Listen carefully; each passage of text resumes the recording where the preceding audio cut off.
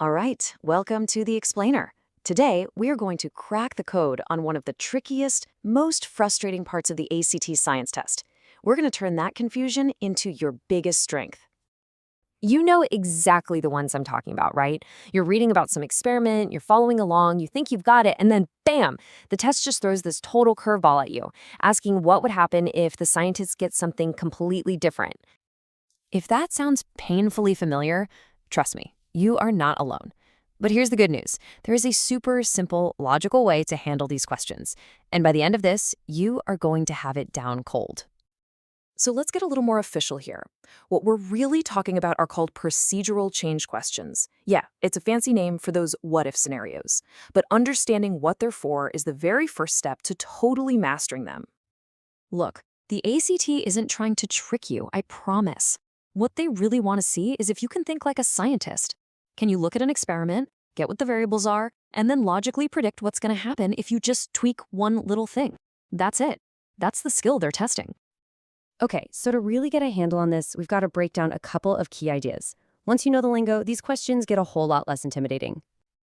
So first up, what even is a procedural change? Well, honestly, it's pretty much exactly what it sounds like. It's any little change to the original recipe of the experiment. The test will lay out how an experiment was done, and then the question will just propose one little edit.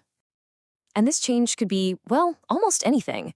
It could be cranking up the heat, watering down a solution, letting the whole thing run for a few more minutes, or even just swapping out a piece of equipment. The crucial part, though, is that only one thing is different. And this is what the question is always gunning for, the result. You know, if you change one ingredient in a recipe, how does the final dish taste different? It's all about cause and effect. The change is the cause, and your job is to figure out the effect it's going to have on the data. So, how do you actually deal with this on test day when the clock is ticking? Well, you don't need to guess, and you definitely don't need to panic. You just need a strategy. And lucky for you, we've got a killer 3-step plan that works every time. Here it is. This is your secret weapon. Number 1, you pinpoint exactly what changed. What is the one thing that's different now? Number 2, you use your logic and clues in the passage to predict the effect. And number 3, you frame that prediction in terms of the data. Are the numbers going to go up, go down, or stay the same? That's it. Let's see how it works. Okay, theory is one thing, but let's see how this actually plays out in a real example. We're going to walk through one right now to see how this strategy just works. All right, so let's set the scene. This is our baseline, our before picture. We've got a chemical reaction, and it's happening at a nice, comfortable 25 degrees Celsius. Think room temperature. Simple enough. And now here comes the ACT question. It says, suppose the experiment was repeated, but this time at 40 degrees Celsius. And just like that, step 1 is done. We've identified the change. The temperature went up from 25 to 40 degrees. Okay, on to step 2. Time to put on our scientist hats for a second. We just need to use some basic logic. What do we generally know about temperature and chemical reactions? And you don't need to be some PhD chemist. The ACT usually gives you all the clues you need right there in the passage.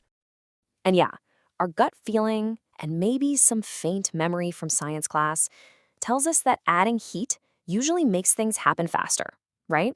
The little molecules start moving around more, they bump into each other more often, and boom, the reaction speeds up. That's our logical prediction. And that brings us right to step 3. Just state the result based on our prediction. We predict the reaction will be faster. So, if the experiment was measuring time, the time would go down. If it was measuring how much product was made, that amount would go up. Either way, the data changes. And there you have it. See how those 3 little steps just walk you right to the conclusion the ACT is looking for?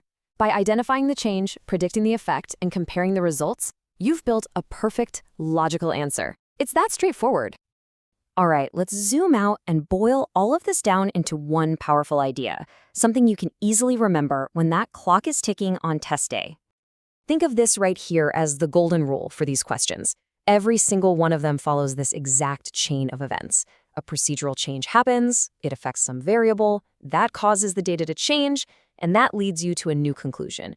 Just burn this little formula into your brain. And finally, let's wrap this up with a few quick tips to really lock it all in. First, remember that every change has an effect on something. Second, always try to think in terms of increase or decrease. It really clarifies your prediction. And most important of all, relax. The ACT science section is not a memorization quiz. It is a reading and reasoning test. Use the logic we just practiced, and you are going to be just fine. So I'll leave you with this final thought. We've been talking about changing variables in experiments, but what about in your own preparation? Think about it. What's the one procedural change you could make in your study habits that would logically lead to an increase in your score? Thanks for tuning in.